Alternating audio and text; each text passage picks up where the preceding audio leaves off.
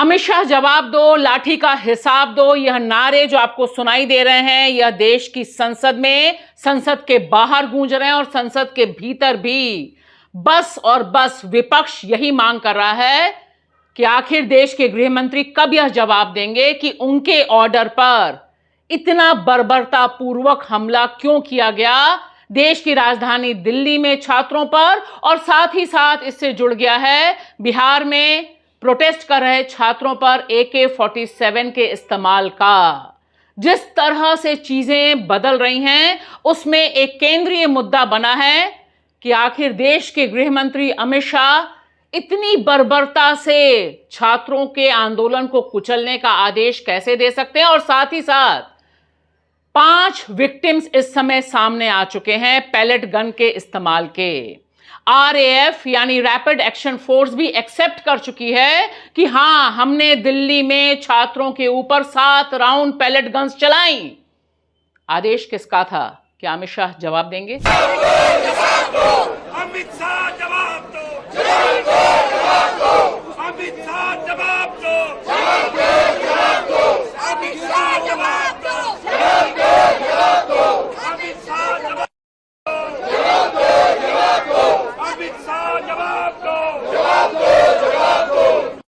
लाठी गोली की सरकार नहीं चलेगी, नहीं चलेगी। लाठी गोली की सरकार नहीं चलेगी, नहीं चलेगी। लाठी गोली की सरकार। शाह जवाब दो, जवाब दो। नमस्कार दोस्तों, बेबाक भाषा के 2 कार्यक्रम में आपका स्वागत है।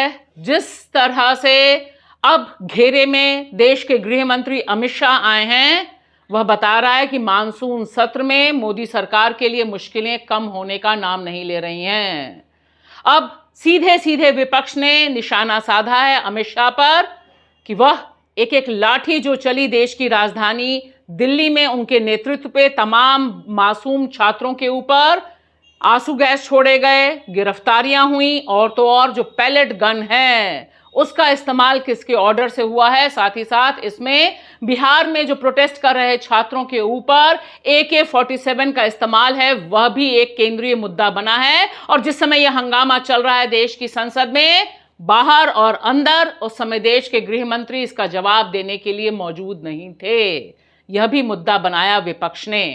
हद हो गई है ये। इन्होंने अभी भी FIR दर्ज की है स्टूडेंट्स के खिलाफ, शायद कल रात को या आज सुबह, बिहार में, बंगाल में। तो ये अपनी आदतों से बाज तो आए नहीं हैं। और मैंने सुना है, वेरीफाइड नहीं है, लेकिन मैंने सुना है कि जो लड़कियां गई थी प्रोटेस्ट में, कई लड़कियों के पेरेंट्स को फ़ोन आ रहे हैं, उनको धमकाया जा रहा है कि तुमने अपनी लड़कियों को भेजा। क्या मतलब है? क्या हमारे देश में लड़की प्रोटेस्ट नहीं कर सकती? क्या मतलब है? Pellet guns, AK-47 are these terrorists? What is wrong with these people? Never happened in the history of India that the boys were beaten and they were dragged. The pellets to make Amit Shah is responsible.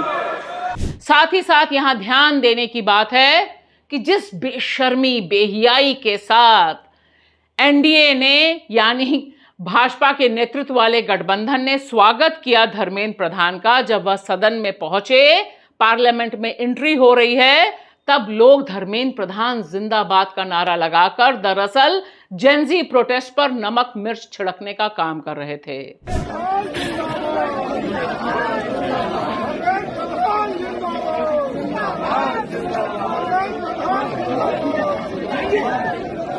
सवाल यहां पे जो पूछा जा रहा है कि आखिर इतना बड़ा आंदोलन जिसके फोकस में रहे धर्मेंद्र प्रधान, जिन्हें मजबूरी में देना पड़ा इस्तीफा, या यूं कहें कि जेनजी ने अपनी पावर से उनसे इस्तीफा दिलवाया, फिर उनके जिंदाबाद के नारे का क्या मतलब है? क्या वह आज की तारीख में मोदी जी के हीरो बन गए हैं?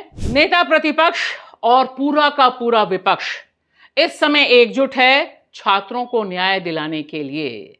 जिस समय यह 3 मांगे बहुत केंद्रित हैं कि धर्मेंद्र प्रधान के इस्तीफे के बाद अमित शाह जो ब्रूटैलिटी हुई है उसका जवाब दें, उस पर आकर बताएं कि पैलेट गन चलाने का आदेश क्या उनके जरिए था? लाठीचार्ज और लाठियों पर जो कीलें ठुकी हुई थी, क्या वह उनके आदेश के जरिए हुआ था? साथ ही साथ बड़ी संख्या में जो छात्राओं के साथ अभद्रता हुई, उसका जिम्मेदार कौन और कौन जवाब देगा?